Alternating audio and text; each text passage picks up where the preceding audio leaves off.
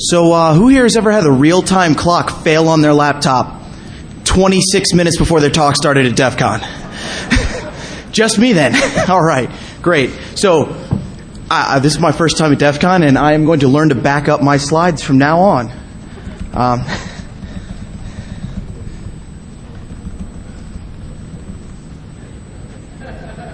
Hey, let's do a talk. Do you have the button? No? I'll just stand here. It's cool. My name is Farina. Nobody here knows who that is. I'm also Zero Chaos. I do a little bit of work on the Aircrack team. But the fact of the matter is this fantastic gentleman right here is Mr. X. So anybody here ever crack a web key? And somebody give this man a round of applause.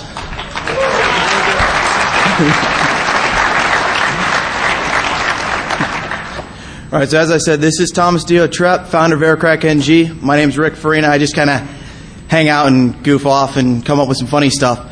So we've got a little bit of stuff we'd like to talk to you about today, a little bit of Aircrack NG stuff, and then we've also done a little bit of our own research individually and just some random fun places of the world. So we'll talk about a little bit. Some of the topics in this presentation may be used to break the law in new and exciting ways. Of course, we don't recommend breaking the law, and it is your responsibility to check your local laws, blah, blah, blah, blah, blah. No, in all seriousness, folks, part of this talk is definitely something that will get you arrested by the feds if you do something wrong. So I will highlight that, and I will warmly recommend that you don't do it. My code release was also on the laptop that exploded, so I will totally have that out later today, I promise. Again, my laptop exploded, so my little AP contest is going to be postponed till tomorrow. Tomorrow in the Wi-Fi village, I'm going to put up an access point. All you have to do is tell me what frequency it's on and what its MAC address is.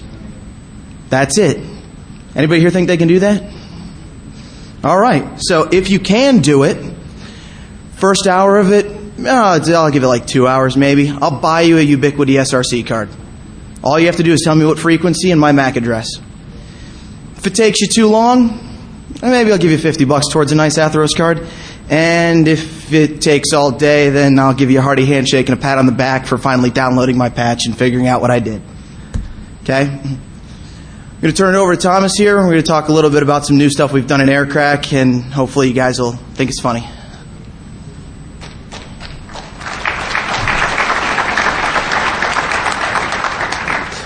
So for web attacks, for web attacks, you can sniff passively, but it's slow. You have to wait a long time to get enough packets to create. And now there's no more weak IV, but you can use replay. Unfortunately, replaying is a bit noisy. You can easily find a signature. For example, on our replay, you can see on the host, just open a TCP dump on the interface and you will see a lot of ARP. There's also some features on access points that can prevent getting IVs. About WPA, for pre-shared key, you need to get both sides of the communication, and thus you need to be in range of both the client and the access point. And for enterprise, it's nearly impossible to crack it passively, but most cases of EAP are not easy to man into middle. Currently, nearly all attacks focus on the access point, but access points are getting more and more secure. There's new features in it, PSPF, client isolation. You can see strong authentication. And now the APs are no longer the unguarded backdoor. We're going to attack the clients. Tools appears recently, but they're not easy to use, and there have odd requirements. Here's a few tools: WebOff, Cafe Latte, Heart Attack. It's a new attack we developed that turns any IP packet into a packet. For WPA, there's no public implementation. for PSK, and for enterprise, we have free radius WPE, thanks to Brad and Josh, but it still requires a hardware access point. To attack the client, there's many separate tools. They are not easy to use, and the documentation is not always there, and the configuration is not easy until now, where we developed Airbase NG. It's a full monitor mode access point. It merges few tools into one, and it also works in ad hoc mode.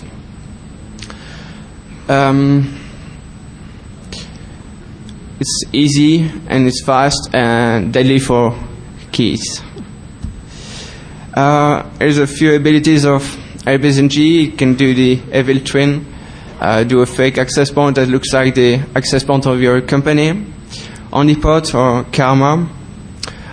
It implements web attack, heart attack, cafe latte.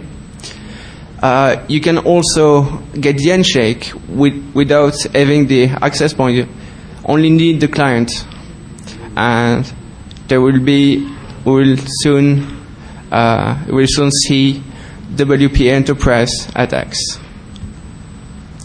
Airbase NG is a soft API.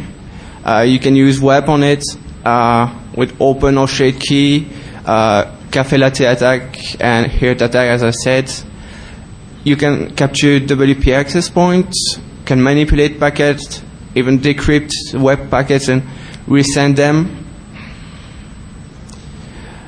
You can also add some filters to avoid disturbing nearby networks, and some of the filters are on the BSSID, and you can also use ESSID, because by default it catches everything.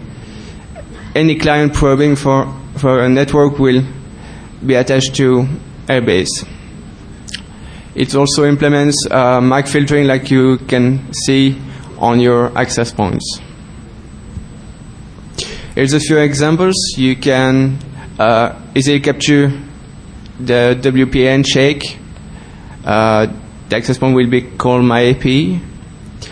You can also develop scripts to manipulate packets. You have to use -y uppercase and then start another script in another console. This replay script is given in every archive of AirCrack-NG. You can find it in the test directory. You can also do a soft access point, meaning that it looks like a real one. You can connect to the access points. You can ping the computers with SSH. You can even connect to internet via this computer. So, Rick will continue. So Airbase NG is kind of a culmination of a bunch of projects that the guys in the Aircrack team have been having for years now, setting up multiple access points, trying to crack everything in sight. And I had a friend of mine that was just using a little Airbase NG, and in this track, I believe it was just the other day, cracked about 3 or 4 cell phones with it.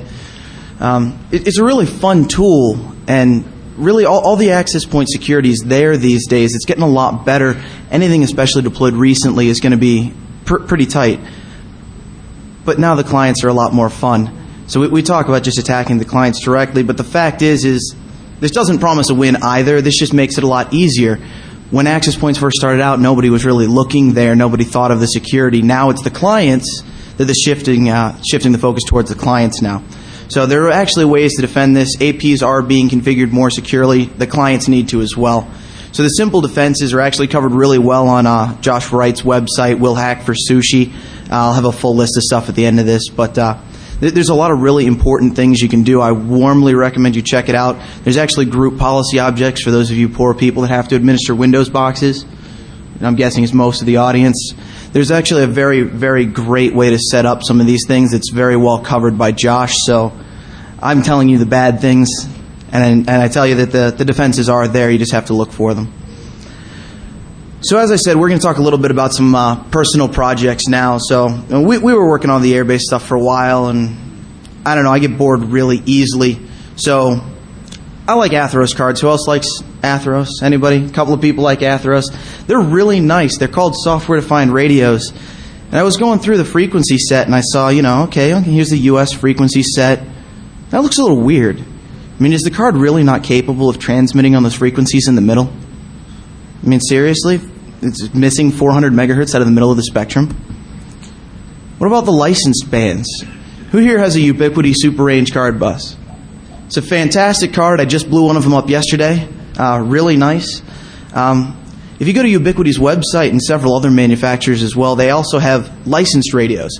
Sell things for military usage, public safety, all kinds of really interesting applications. Very, very expensive stuff. And it operates on 4.920 gigahertz. 4.9, 5.1. They really tripled the cost of the radio and made a different one? I wonder if we can do that without making an extra radio. So it turns out that as a software-defined radio, Atheros actually does do most of that fun stuff in the software. So what do we do? Unfortunately, as you all know, Atheros is very nervous about people doing things like, changing the frequency set that the card supports. So they release a binary-only HAL for Mad Wi-Fi. Works pretty well unless you want to do hacking stuff. But nobody here likes closed-source binaries, do you? Okay, so Ath5K was actually released by the community. It was approved by Atheros as acceptable. Nobody got sued over it. It was really great. And so here we are with a driver that almost works, that you can do whatever you want with. So let's take a look, okay? If it's driven by a binary HAL and Ath5K is the new stuff, let's take a look at Ath5K. So on the Mad Wi-Fi mailing list not too long ago, a gentleman by the name of Kugut Suman, apologize if I mispronounced your name. If you're here, I'd love to talk to you. He released a patch to do the debug regulatory domain. Basically, it allows all of the channels that Atheros officially supports according to their own testing. Well, there are some really entertaining comments in the Ath5K code, and set this to 1 to disable regulatory domain restrictions. Oh, you thought that one was funny. What about this one? The transceiver supports frequencies from 4.920 to 6100 and from 2312 to 2732. Wow, that's kind of funny. And what's that down at the bottom of Japan? 4.8 gigahertz. Isn't that reserved for the DoD in this country? Huh. So yesterday, your card could support 2412 to 2462, 5180, 5320, 5745, 5825. My driver kind of supports about 600 channels. So when you set the debug regulatory domain, you can now go from 2.192 gigahertz to 2.732 on the BG, and 4800 to 6000. We'll talk about that means in just a second. You'll notice I only go up to 6000.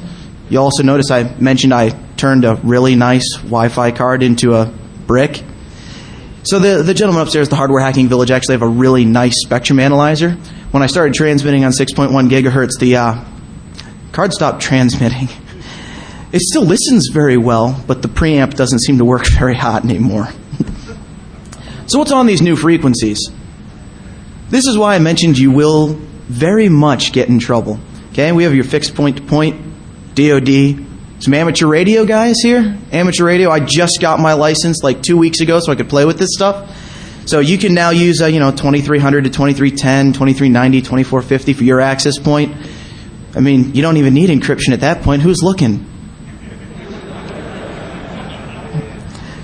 Certainly not me. Fixed satellite, point-to-point, instructional TV, fixed satellite, radio astronomy, Department of Defense. This is why you will get in trouble, folks. I'm releasing this patch. I'm giving it to you as soon as I get it off my laptop, honestly. The problem is I've disabled transmit. You can monitor everything you want in this country. It's perfectly legal. If you transmit on a satellite frequency, the feds will be on your doorstep in about 15 minutes. If you transmit on a DoD frequency, they won't bother knocking. Okay? So let's look at some of the higher frequencies. A little more DoD, public safety, radio astronomy, radio location, which means radar. ground-based radar. More amateur frequencies. Yes, that's right. We can run new access points now. And more satellite. Again, if you choose to modify my patch and start transmitting, I would really appreciate it if you talk to me. And if you have an amateur radio license, I'd be happy to make sure you stay within your proper limits. If you happen to transmit a satellite frequency, I apologize to your next of kin. Okay? Spectrum Analyzer. I did go upstairs and test all this with the Spectrum Analyzer, and I was on my way upstairs to take pictures of the Spectrum Analyzer when the real-time clock on my laptop failed and it shut down and wouldn't boot back up. So as you might have noticed, I was a little late to my own talk, and they wouldn't let me borrow the Spectrum Analyzer to show you. So if you guys really want to see this, we'll just all crowd the hardware village upstairs. I'd be happy to show you how it works. Again, I've already lost at least one Wi-Fi card and probably severely damaged the second one. Thanks, Michael, by the way. I really appreciate it. These settings may differ from card to card, so if you were to fix it to transmit again, I take no responsibility for you blowing up your card, just so you know. Okay? Limitations. When adding in all these new channels, there's a lot of problems. Most of these licensed frequencies, especially in the 900 megahertz, but some of the public safety gear as well, they just kind of fudge things. So let's say you have Mad Wi-Fi and you have a licensed radio and you say, I want to be on channel 1. Well, for the licensed radio, it's going to say channel 1, but it's going to set the frequency of 4920.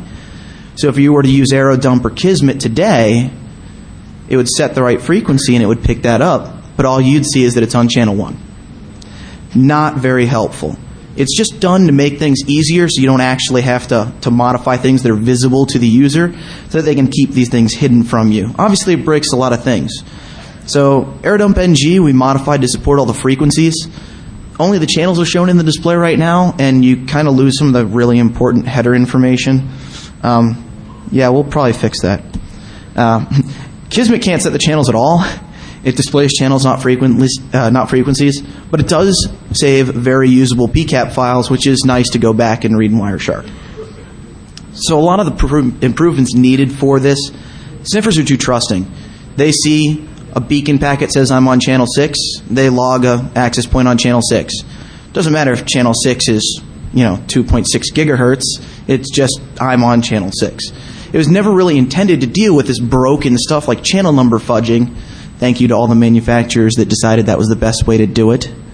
So they really need to be improved. But wait, after I submitted this talk, I finally convinced Dragorn that it actually really was setting these channels. So he fixed Nucore in about 2 minutes after arguing with me for 6 months, and fixed everything. So now Kismet not only reports the frequencies the packets are received on, it automatically calculates what the center frequency is and shows that to you as well. The AeroDump NG updates are being made right now, and we should be releasing that with 1.0, and it should work very nicely. Not that the DoD would run web.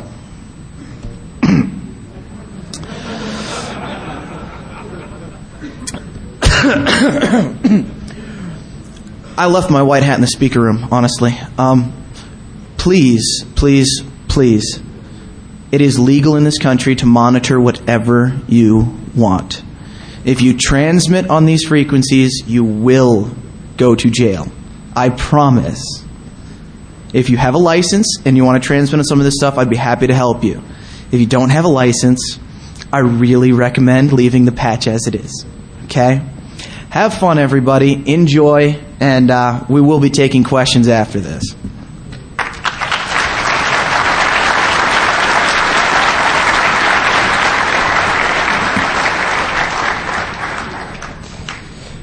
So, I've been working on web cloaking. I think you still remember the talk of last year, the Emperor has no cloak. Okay. Basically, web is still used, and some companies still use it for wireless barcode readers, wireless payment. It works by inserting chaff in the air. It's a good idea, but unfortunately, you only have half the bandwidth you have. So on a 11 megabit network, instead of having 700 kilobytes per second or 600, you only have 300. And even sometimes you don't even need to filter out cloaked packets. CrackNG just find the key directly. You just give the file and then boom, you get the key. How to break it? There's no public documentation about it, so I had to analyze capture files. What I noticed is that every data packet is cloaked. For every packet you have a cloaked packet. And at least the packet from the access point are protected, as they have to check for the clients. Management frames and control frames are not cloaked. Also notice that the packet size of the cloaked packet are the same as the original packet. So you can easily find and match the packets on the network. It mainly plays with sequence numbers. In most cases it's a bit different than the sequence number of a real packet. For example, if you have a real packet with a sequence number of 5, it can be 3 or 4 or 6 or 7, maybe a little bit more, but not more than that. And as I said, only data packets are cloaked, meaning that only packets of type 2 and subtype 0 are cloaked. You can also find what are the cloaked packets by checking the signal. You can see that the signal is different than the access point, and that's this way I did it.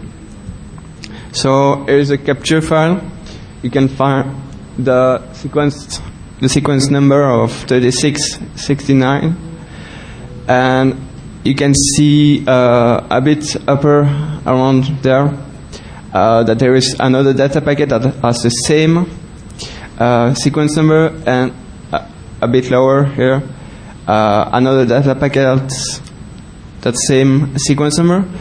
So we know that management frames are not cloaked.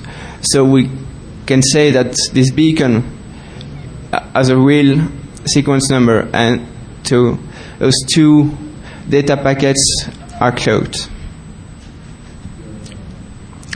Well, the implementation of a tool, we have no idea of what's the real implementation of web cloaking, and since we don't care about the key used by the sensor or if the data used in the packets are real or not.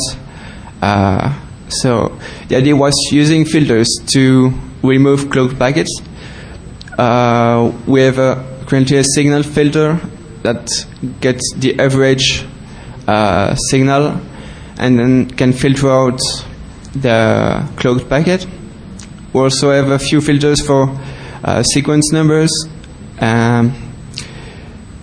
We base our analysis for each filter on packets that are known not to be cloaked, and you can combine filters in a different order.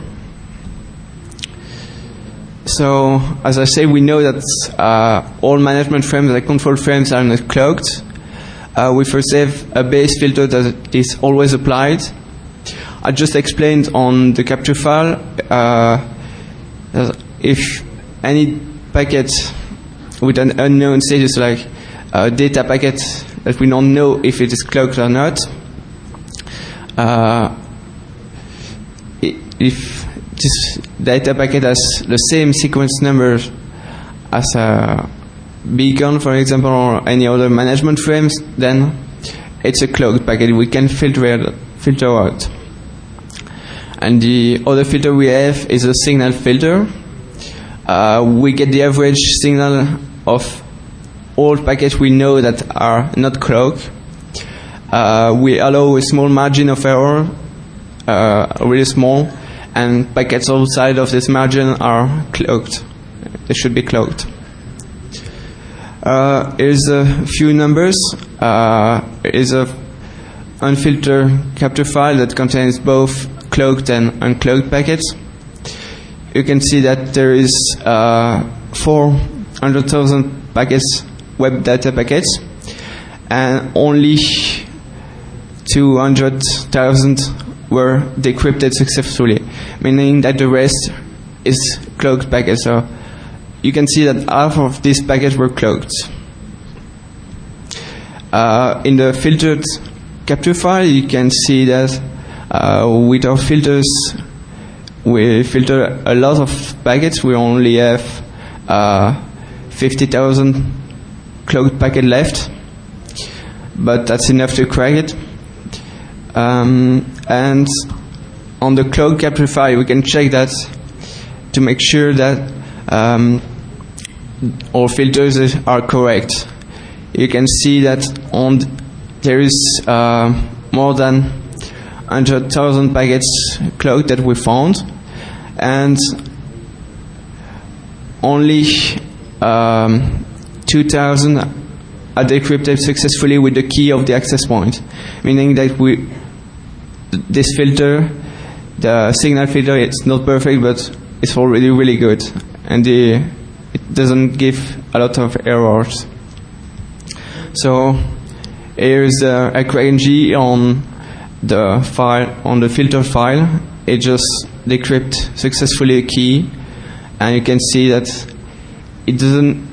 Not all packets can be decrypted with that key. So there is a few cloaked packets left.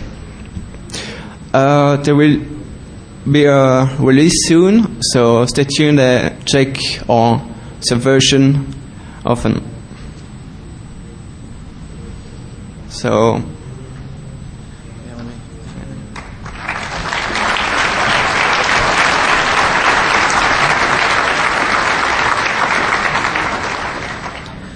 So as security researchers, I kind of feel it's our duty to the world to assume that we are probably not the smartest people in the world.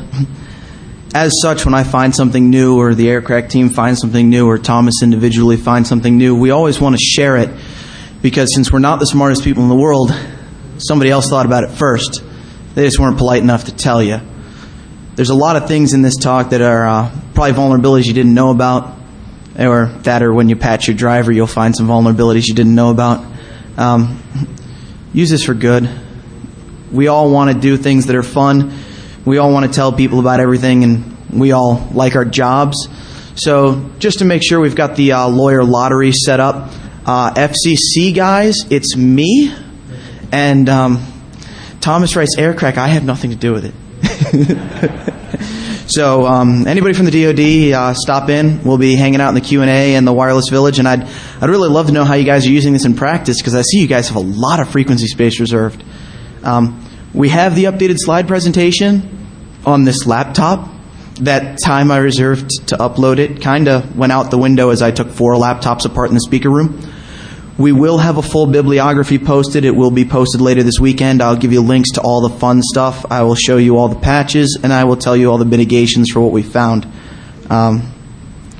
With that in mind, I think we actually have like a few minutes for questions, and then we'll carry on to the speaker room. If you could please use the microphones if you have a question. I think there's a mic somewhere around here.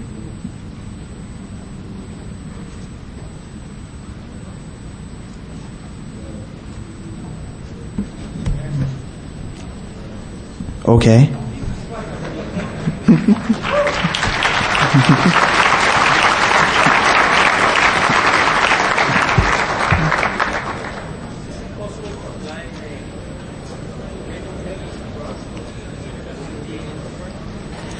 Okay, so the question is, can you apply WPA Enterprise to a rainbow table attack? Rainbow tables are actually only used for pre-shared key, because Enterprise is, you're really attacking the EAP exchange, not the encryption itself, not the passphrase. There isn't really one. So with an enterprise approach, basically what you do, and Josh Wright and Brad, I can't remember your last name, did a really great presentation on this at SHMU. It is available for download, but basically they put up a fake access point, and then they have a rogue Radius server behind it that just pretty much dumps your username and password to a file. So we've almost got that in Airbase NG. It should be released fairly shortly here.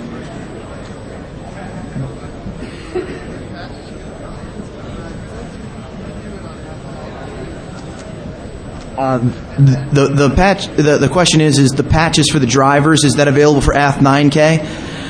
I can't code to save my life, so no, it's not, because I was working on Ath 5K for the past few days without sleep. But tomorrow is a new day, and I was going to go out and do that for Ath 9K as well.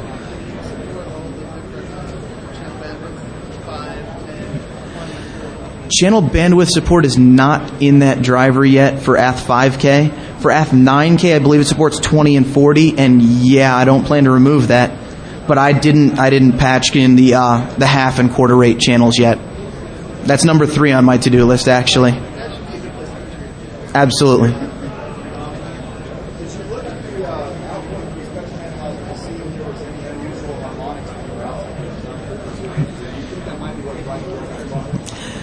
Actually, my real-time clock was fried by Michael. I blame Michael Dell. No, I actually had loaded the real-time clock driver because it wasn't loading itself, and I noticed a whole lot of really great interrupt errors. So I don't think the clock was fried by the Wi-Fi. However, yeah, some of the outside frequencies did have a little bit of a harmonic, and like I said, I got the card up to 6.0 gigahertz, and it was looking good, and I got it up to 6.1, and all of a sudden it wasn't transmitting anymore. So we took it back to another laptop, and we tested it out, and the preamplifier blew. You've taken your card out, and there's like the whole thing's hot. Yeah, it was about the tip of my pinky size was hot. The rest of the card was ice cold because just the preamplifier exploded. It was really cool. Another question?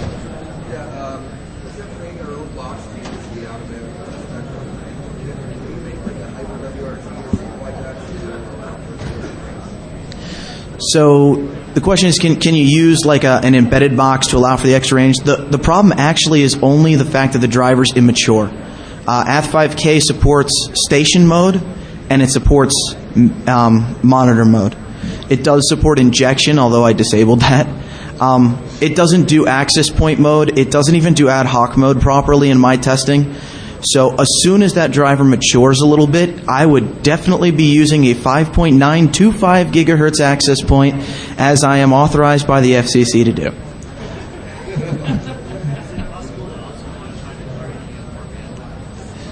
The question is to modify the card to use more bandwidth. There is definitely a limit in there. I know that Mad Wi-Fi can handle up to 40 with no problem at all. I've not tried to push it farther.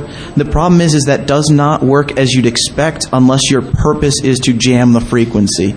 If you enable more bandwidth, you can't monitor more, because even if you're on a 40 megahertz wide channel on channel 6, you won't see the 20 megahertz or the 10 or the 5 traffic. You're monitoring the whole thing, so your hopping algorithm is different, so you don't get the dynamic spread spectrum properly.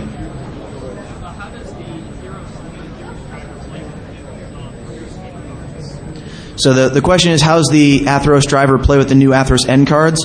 That's actually a really great question. Ath 5K was a project by the BSD team for quite some time, and it works very well for the ABG cards. Atheros just released Ath 9K maybe a little bit better than a week ago, so that theoretically I hear it works really well, but I've kind of had my head stuck into Ath 5K for a while, so I'll let you know tomorrow if you're curious.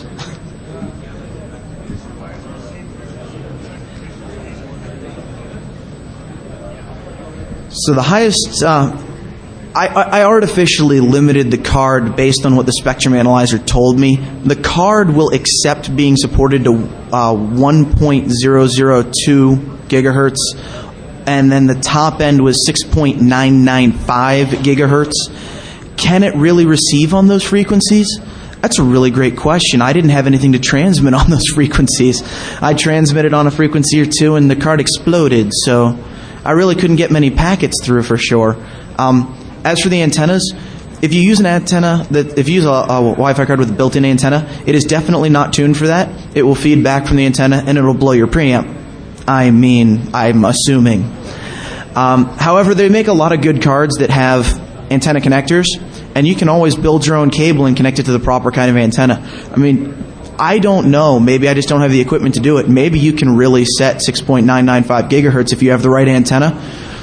I'm willing to bet the card will explode, but I've already tested it with one of mine. You let me know how it works out. Any question? No?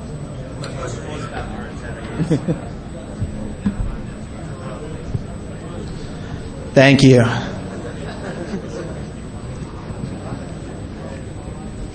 Anybody else? All right, so we will be hanging out up in the Wi-Fi village, and that is right next door to the hardware hacking village. As soon as I can get the patch ripped off of my own laptop, I'd be happy to show people how it works, and it will be posted to Aircrack's website as soon as physically possible. And again, if you're DoD, you know where to find me. I would really love to know what you're using those frequencies for.